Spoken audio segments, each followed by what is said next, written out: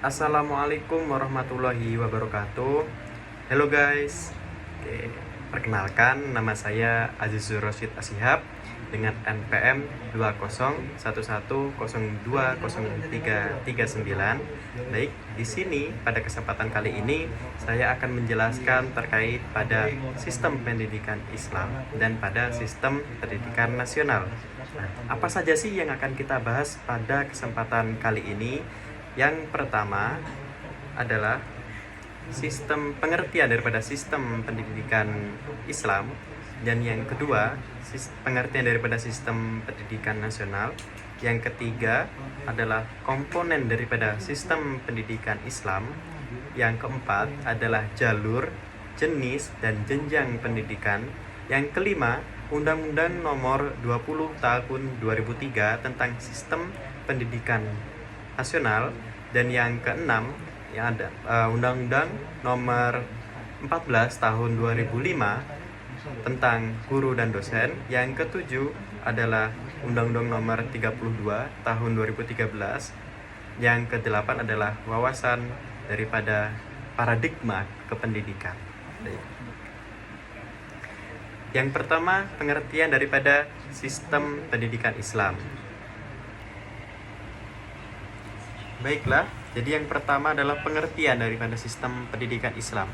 Nah, pengertian daripada sistem pendidikan Islam adalah sekumpulan daripada komponen pendidikan yang saling berkaitan, yang mana dia berlandaskan pada nilai-nilai keislaman. Nah, tujuan konkretnya daripada pendidikan Islam adalah pendidikan yang dibangun dengan berlandaskan pada nilai-nilai keislaman, yang dia ini berlandaskan pada kode etik normatif, yaitu Al-Quran dan Hadis, yang dia dikonsultasikan dengan masyarakat dan kerelevanan dengan kebutuhan di masyarakat. Nah, menurut Muhammad Atiyah Al-Absyari menjelaskan bahwa tujuan pendidikan Islam adalah membentuk akhlak dan budi pekerti, bermoral, bercita-cita tinggi, baik laki-laki maupun perempuan, yang mana itu diharapkan dia memiliki jiwa yang pantang menyerah, dia memiliki jiwa yang berjiwa bersih, seperti itu. Nah, itu daripada pengertian dan tujuan daripada sistem pendidikan Islam. Lalu, sistem pendidikan nasional itu seperti apa? Nah, sistem pendidikan nasional menurut Undang-Undang Nomor 20 Tahun 2003 menjelaskan bahwa sistem pendidikan nasional adalah sekumpulan daripada komponen pendidikan yang terpadu, yang mana dia ditujukan untuk mencapai daripada tujuan pendidikan nasional. Nah, menurut Undang-Undang Nomor 20 Tahun 2003 menjelaskan bahwa tujuan daripada pendidikan nasional adalah mencerdaskan kehidupan bangsa, berkembangnya potensi daripada peserta didik agar menjadi manusia yang beriman dan bertakwa kepada Tuhan Yang Maha Esa, yang dia ini berakhlak, berilmu, cakap, kreatif, mandiri, serta bertanggung jawab. Nah, menurut Undang-Undang Nomor 20 Tahun 2003 menjelaskan bahwa pendidikan nasional adalah pendidikan bangsa yang berlandaskan pada Pancasila dan 1945, yang dia berakar pada nilai-nilai agama dan kebudayaan Indonesia, serta cakap atau tanggap terhadap tantangan perubahan zaman. Nah, lalu apa fungsi daripada pendidikan nasional? Pendidikan nasional berfungsi yaitu mengembangkan daripada potensi daripada peserta didik, yang mana agar menjadi orang-orang yang beriman, bertakwa kepada Tuhan Yang Maha Esa, berilmu, cakap, kreatif, mandiri, serta menjadi warga negara yang berdemokratif dan bertanggung jawab. Fungsi lain daripada pendidikan nasional adalah mencerdaskan kehidupan bangsa, serta meningkatkan peradaban bangsa yang lebih bermanfaat. Baik, lalu selanjutnya adalah komponen daripada sistem pendidikan Islam. Yang pertama ada tujuan, daripada pendidikan Islam tadi yang sudah saya jelaskan.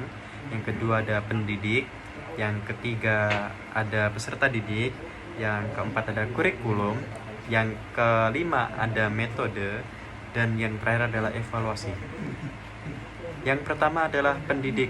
Pendidik adalah key fokus atau bisa dikatakan sebagai fokus kunci dalam tercapainya daripada tujuan pembelajaran. Pendidik dalam pendidikan Islam biasa disebut juga dengan mu'alim atau mudabbir. Mu'alim yang artinya adalah orang yang mengetahui.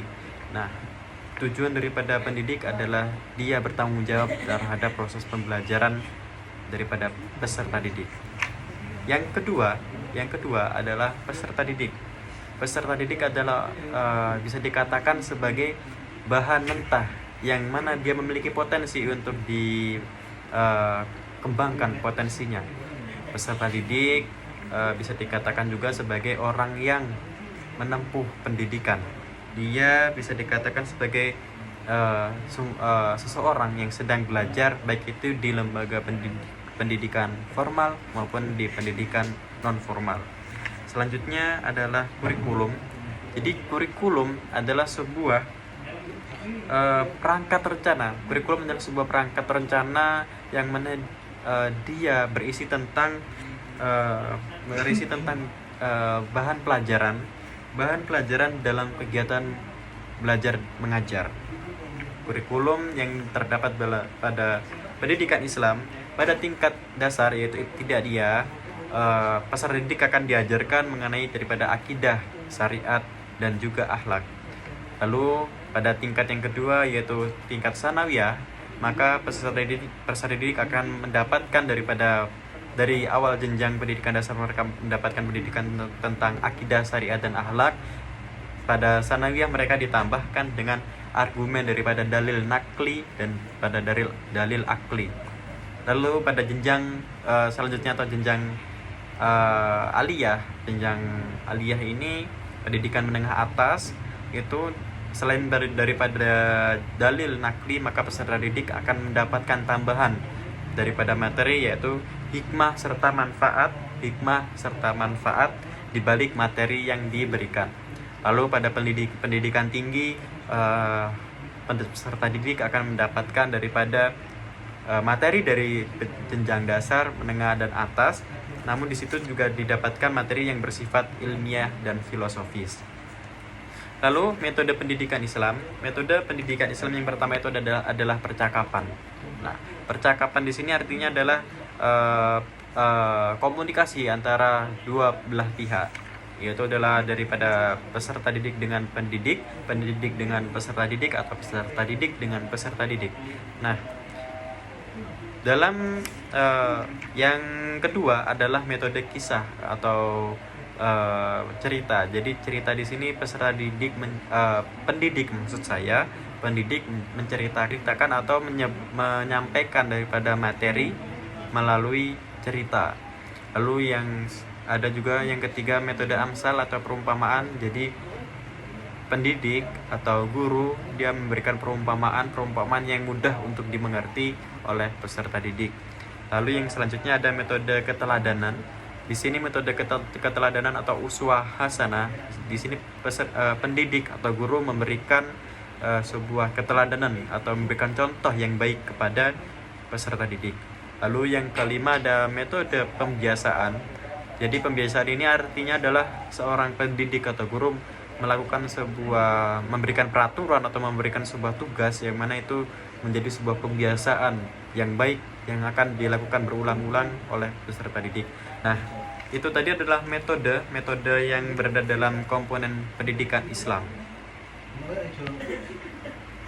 Lalu komponen yang terakhir adalah evaluasi. Kenapa harus ada evaluasi? Evaluasi adalah bertujuan untuk melihat kembali mana kegiatan atau komponen yang kurang efektif selama proses pembelajaran berlangsung dalam 1 tahun ajaran tersebut, sehingga evaluasi itu digunakan untuk memperbaiki daripada proses pembelajaran pada waktu yang akan datang atau selanjutnya. Selanjutnya ada jalur, jenjang, dan jenis pendidikan.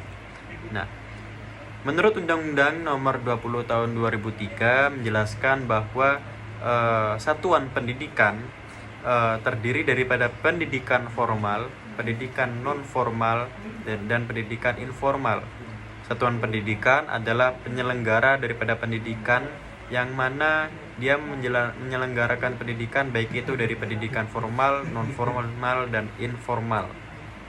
Nah, pendidikan non formal adalah pendidikan yang berjenjang dan dia terstruktur. Di dalamnya seperti pendidikan dasar, pendidikan menengah, dan pendidikan atas. Lalu ada pendidikan non formal. Pendidikan non formal adalah pendidikan yang dia berjenjang dan terstruktur, yang mana dia dapat disetarakan dengan pendidikan formal melalui pihak yang berwenang.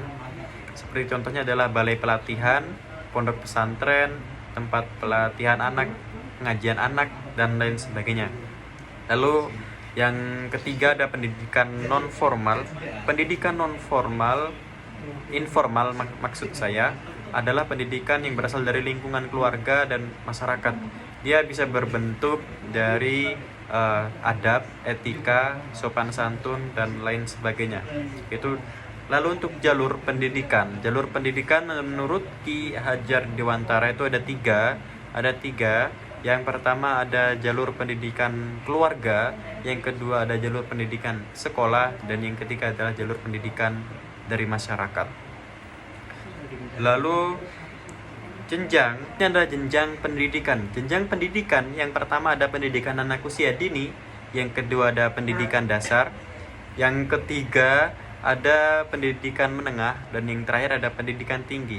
Pendidikan anak usia dini yaitu seperti contohnya adalah Rodotul Atfal atau RA, yang kedua ada TK, Taman Kanak-kanak, atau yang sejenisnya.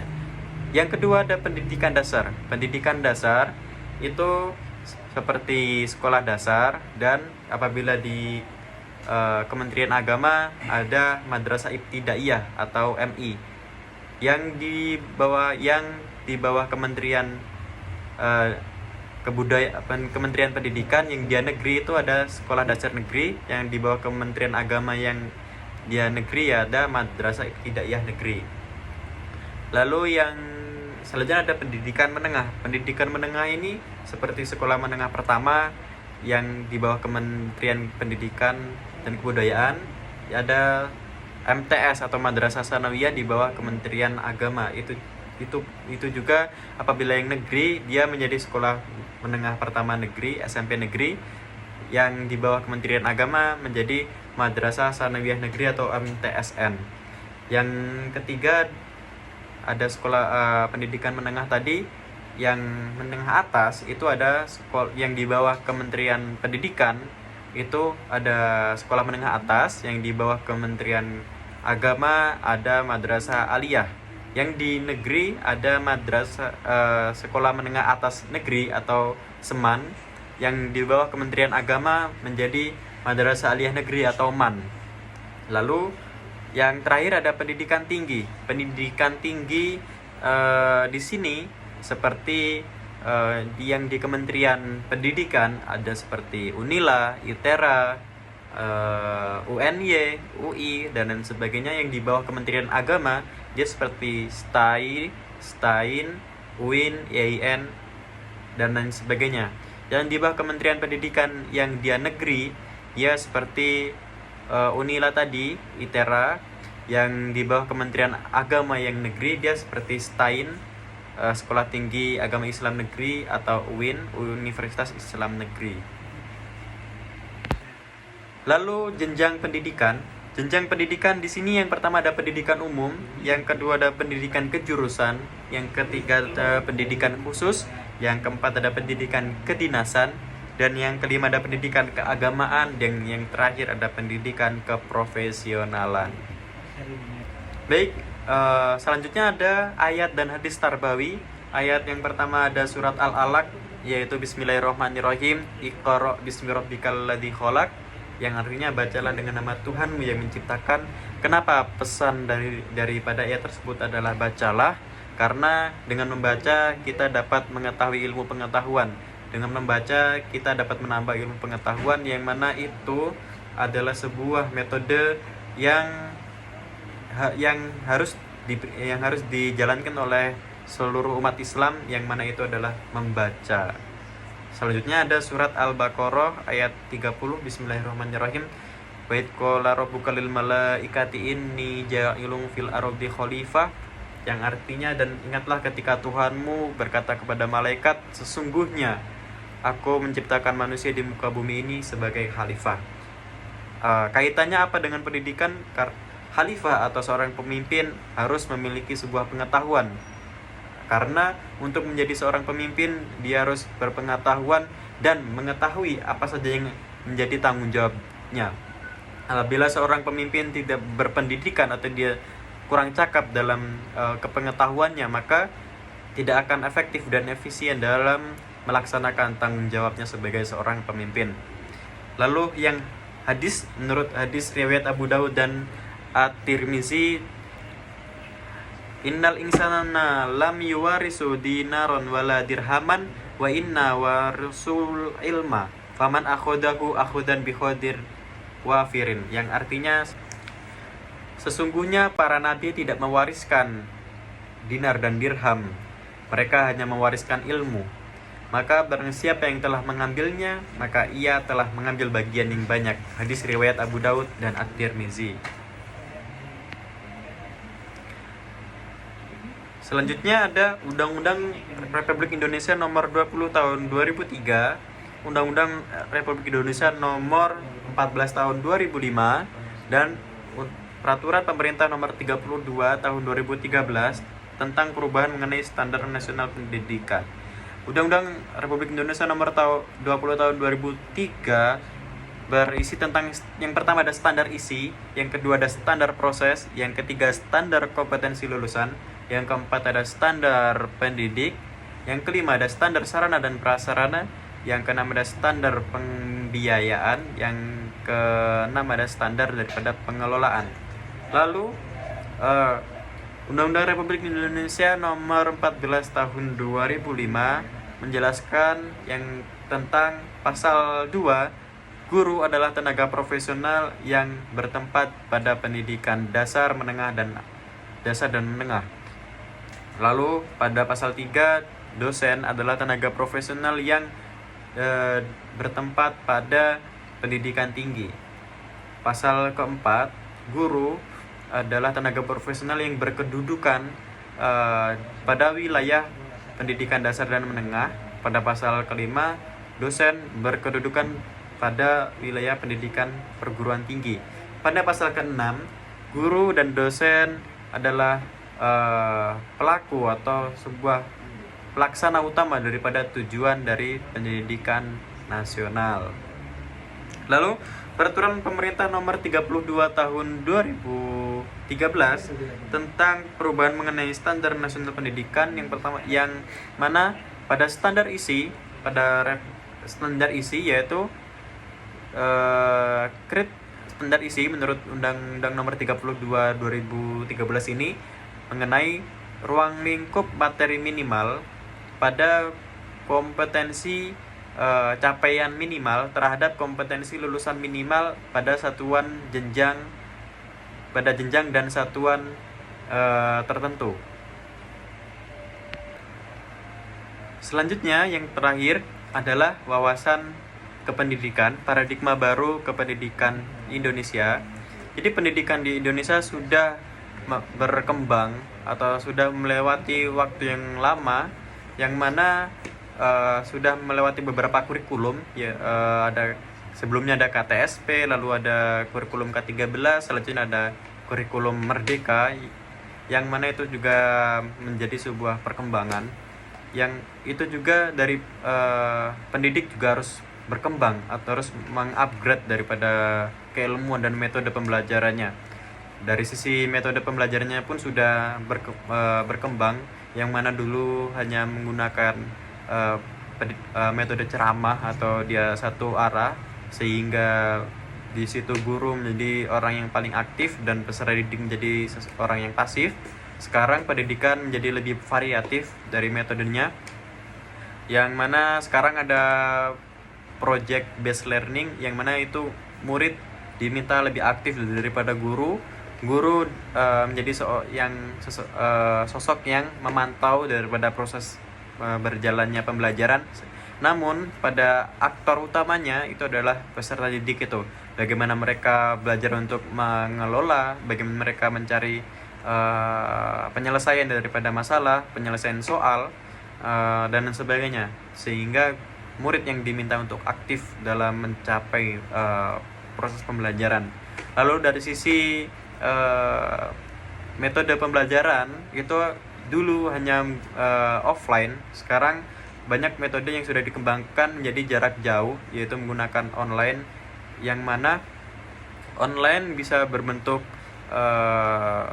pembelajarannya itu tidak harus bertatap muka, yang mana itu proses adaptasinya ketika COVID-19 2019 kemarin, sehingga bagaimana caranya pendidikan harus tetap berjalan pada masa-masa tersebut yang tidak boleh berkerumun, maka digunakanlah metode pembelajaran jarak jauh.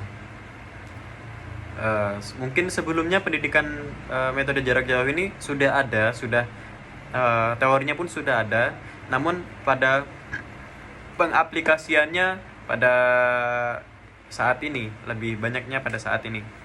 Lalu pada pendidikan sekarang itu juga menjadi tantangan adalah AI atau Artificial Intelligence, sebagaimana AI ini menjadi sebuah fasilitas yang seharusnya menjadi penunjang dari proses pendidikan. Namun pada dampaknya itu banyak sekali diselewengkan, dari mana AI ini digunakan untuk menjadi sebuah jalan pintas daripada seorang peserta didik untuk mencari jawaban. Padahal AI dibuat untuk manusia itu bisa mempermudah mereka untuk mencapai tujuan daripada persoalan yang ada. Nah, itu menjadi sebuah persoalan untuk dosen atau guru, untuk mahasiswa dan pada siswa. Apabila AI ini digunakan untuk hal yang lebih bermanfaat, maka dia dapat sangat membantu. Namun apabila dia digunakan sebagai tujuan akhir daripada untuk mencari jawaban atau mencari penyelesaian, maka itu akan membuat kita atau otak kita menjadi tidak menjadi pasif atau tidak aktif dalam menyelesaikan masalah. Karena pada hakikatnya pendidikan itu tidak hanya mencari sebuah nilai atau mencari sebuah pencapaian, namun juga ada proses yang harus dijalani di dalamnya. Harus ada pembelajaran yang bisa diambil. Bagaimana proses itu, bagaimana murid atau peserta didik itu dapat berproses dengan baik dan benar. Mungkin cukup sekian daripada sistem pendidikan nasional dan sistem pendidikan Islam. Saya Azizur Rosid Ashihab, mohon maaf apabila terdapat banyak kesalahan. Saya akhiri. Wassalamualaikum warahmatullahi wabarakatuh.